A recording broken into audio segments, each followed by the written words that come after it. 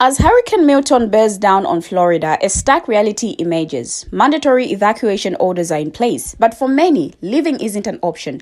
They're not defiant, they're desperate. Hello my viewers and welcome back to my channel. If you're new here, then click on the subscribe button so that you don't have to miss on any of my videos. Now in this video, we'll meet the faces of those who can't afford to flee. They're not just statistics. They are families, individuals, and communities torn between safety and uncertainty. Get out, we are told, but have you considered that many can't? The majority of Americans struggle to make ends meet. Hotel rooms are pricey, flights are scarce, and surrounding areas are booked solid. Now the recent devastation of Hurricane Helene still lingers, and now another monster storm looms. People want to escape, but where can they go? Now today we will hear from those who can't evacuate and explore the economic barriers to evacuation, the lack of affordable options, the emotional toll of being trapped. So join me as we shed a light on the untold stories of those stuck in the storm's path. Take a look at these videos. I will be right back, and when I do, I share more information on this. Hi, hello. I'm in Tampa. You guys, look, I know people keep saying evacuate, evacuate. Me and my family are going to a shelter, but like, you guys, I don't think people are really getting it. There's nowhere for us to go in this state. This hurricane is gigantic and it is encompassing almost the entire state of Florida. There's nowhere to go. And listen, don't be fooled by this projection, okay? This is just showing like essentially where the major part of the storm is going to hit. But essentially, you guys, this storm is going to engulf the entire state of Florida. The eye of this storm is so small. I believe they said the eye of the storm is only about 4 miles across. This is going to be such a monster hurricane. My family and I have lived in this house for the last like 35 years. I am coming to terms right now with the fact that like when we come back from the shelter, I might not have a house. And now law enforcement and first responders are telling people who don't evacuate, hey, write your name on your body and your date of birth in permanent marker so that if we do find you, at least we can identify you. The only saving grace that we might have is the wind shear that is supposed to weaken the storm a bit. But if it weakens it, it's only going to weaken it to a category 4. They said it was supposed to be a 3 when it was going to hit. This thing is back up to a 5. And this storm's going to go up to Georgia and back to the Carolinas. And we're looking at a 10 to 15 foot storm surge. Well, for dinner, I'm going to have some chicken and kale and maybe some sweet potato, and I'm going to savor it because, not to be dramatic, but that could very well be the last meal that I have in this house. A Hurricane Milton update from someone who's not evacuating in Bradenton, Florida. The time is 7 p.m. on Tuesday, October 8th. Previous posts, you can see me and my husband packing up our RV, which is located in Tampa, Florida. That's where we live full time. But we're parked like 30-40 miles inland, so we're not expecting too much storm surge. My dad's property, which is where we're staying during the storm, is in Bradenton, Florida. We're like 5-6 miles from the beach, but we're not in an evacuation zone, and he's pretty high up on property. We've never been flooded before, so we're just praying that we're safe during this storm. Funny how it's people who live in completely other states and who have never been put in a situation like this commenting things, like such horrible, cruel things to people that are going through such a devastating, scary, traumatic time in their life. Latest update was actually in our favor. It was showing that it shifted a little bit south, whereas before it was showing it was gonna hit us directly. So just praying for everyone in the path of the storm. It's really scary. Never seen a storm like this. I'm pretty sure it's up to a category 5 again. Still really calm and peaceful outside. This is the calm before the storm, as we say. But tomorrow it's about to look a whole lot different. Has it occurred to you that they cannot evacuate? Every time there's a natural disaster and there's a mandatory evacuation order for whatever the reason, you get people online who are like, you need to leave, don't call for help, you're so selfish, whatever. Do you get that the majority of the American population cannot afford to just up and leave? They should have left earlier. Do you know how much hotels cost each night? And in the situations that are happening with the hurricanes, the surrounding areas are all booked up. There are no flights, there are no hotels, and there are no rental cars. And on top of that, these people just got hit with Hurricane Helene, and they are now about to get hit with an even larger hurricane. You do not understand how serious these storm surges are. We are witnessing our government continuously fail us. We don't have the infrastructure for these kinds of storms, and they are going to continue to get worse.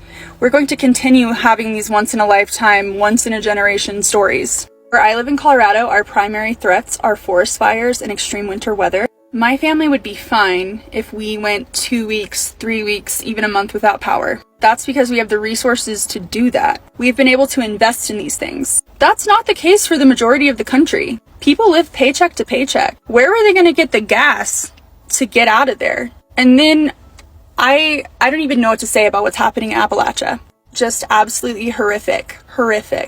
And I see all these fucking comments of people talking about how they should have left. With what roads? Where are they gonna go? So my biggest concern if we were to have a forest fire is that there are only 2 ways off of our mountain. You need to evacuate. Yeah, no, we will try to evacuate, but worst case scenario, you have to hike out. So unless you are willing to provide assistance or willing to provide shelter, shut up. Leave these poor people alone. Everybody just take a deep breath. There are very good reasons why people are not evacuating, including myself. And those of us who are not, because we're in Orlando or somewhere far away from the coast, are not evacuating. The main thing we're having to deal with right now is calming down people who are out of state, who are convinced that if we don't leave, we're going to die, as the Tampa mayor issued a warning about that for Tampa. They're trying to get people to evacuate. Take it seriously. Totally understandable. It's totally understandable that I and people in my situation would also not be evacuating. It is far safer for us in a stick-built, actually it's not stick-built, it's a cinder block home, to shelter in place rather than try to evacuate, run out of gas, have nowhere to stay, and be stuck on the freeway when the storm's coming. We've been through this before. I understand it's scary for people who haven't, but we are perfectly safe, and please, we know what we're doing, but thank you for your concern. We're in evacuation zone A, apparently. That's the thing. If I could get out, I would, but where are we going? Everything is booked. There's nowhere to, unless you're hopping on a plane and evacuating your family, where is everybody going? I can't go north. Everything's booked. Where am I taking 6 kids and 4 dogs and 3 adults to? I can't go to a hotel. I can't go to a shelter like that. I would have to book like an Airbnb or something because I can't afford to do that. We just have to hunker down. Like, that's literally all we can do. And I just feel like we're sitting ducks now. I have 10 fucking ducklings to worry about.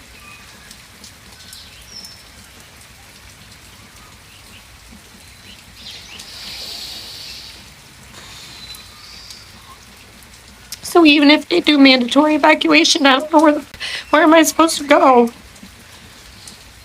We'll be the first zone to evacuate because we're zone A. They already did mandatory evacuation for the beach. Where am I supposed to go? Unless you put your family on an airplane, which I can't afford to do. It's supposed to be a category 4 when it hits the Gulf of Mexico, and then hopefully go back down to a 3 before it makes landfall somewhere between Fort Myers, which is where we live, to Tampa, which is our only other retreat, our home away from home, that our family away from home that welcomes us in. We were there for a whole week for the last hurricane. We can't even go there because that's literally the second location that this hurricane might possibly go. We can't take the chance of being stuck on the road. We don't all even fit in our vehicle. We have a 7-passenger Suburban and we have 8 people, plus my mother-in-law and 4 dogs. Ian, the water came up to our front door. Hopefully that's the worst it gets again. The ground's already pretty saturated, so I feel like we're just sitting ducks. And now, U.S. officials are warning about the potentially life-threatening impacts of Hurricane Milton as it barrels toward the Florida coast.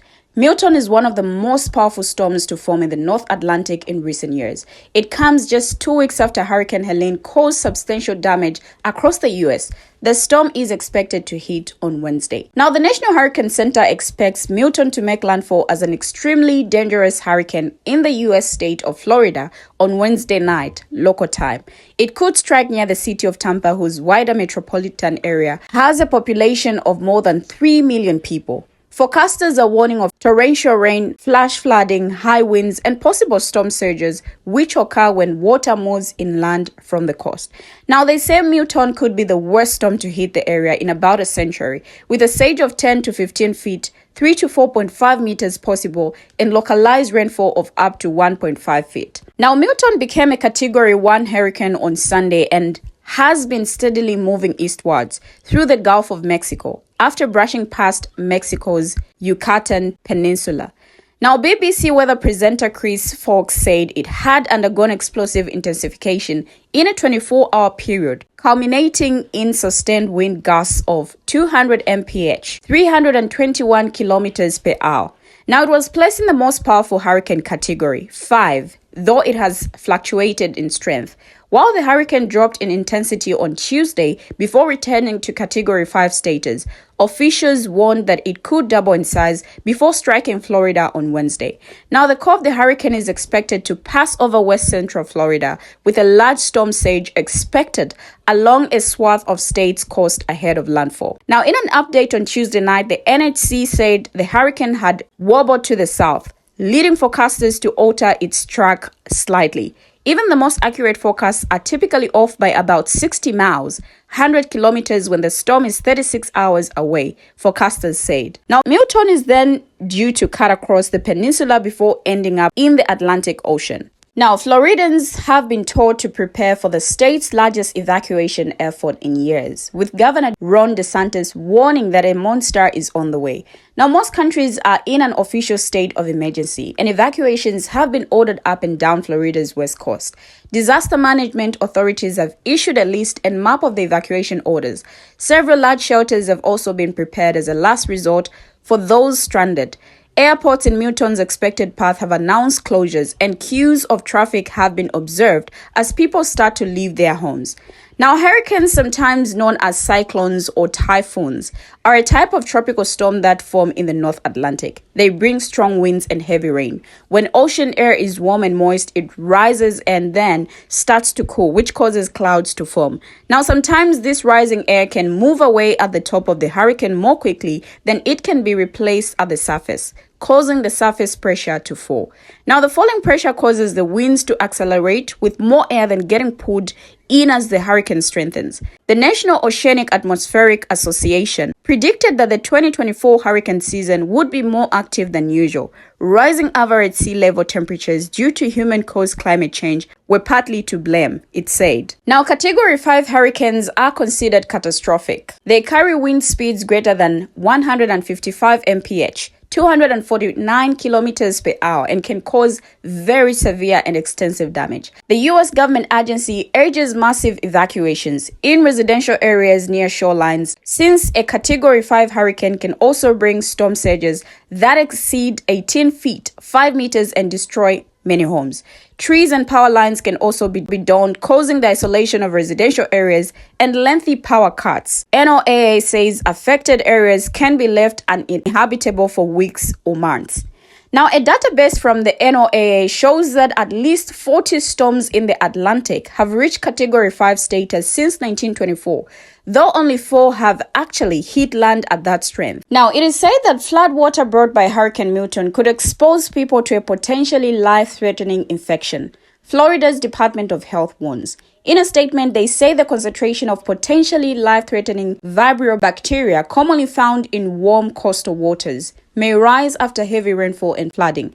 Now, the bacteria can cause illness when ingested or when open wounds are exposed to contaminated water. The health department adds that those who experience symptoms such as diarrhea, vomiting, abdominal pain, fever, chills, fast or high heart rate, confusion, or disorientation should seek medical attention immediately. Now, meteorologists are also warning that Hurricane Milton could cause several tornadoes as Florida braces for the storm's arrival. The National Oceanic Atmospheric Association says the Category 5 storm will likely trigger scattered thunderstorms across the central and southern Florida peninsula. The NOAA noted current forecasts suggest conditions will favor supercell development with the potential for tornadoes. As Hurricane Milton moves across the Florida peninsula, several tornadoes will be likely across parts of the central and southern Florida peninsula into the Florida Keys, it says.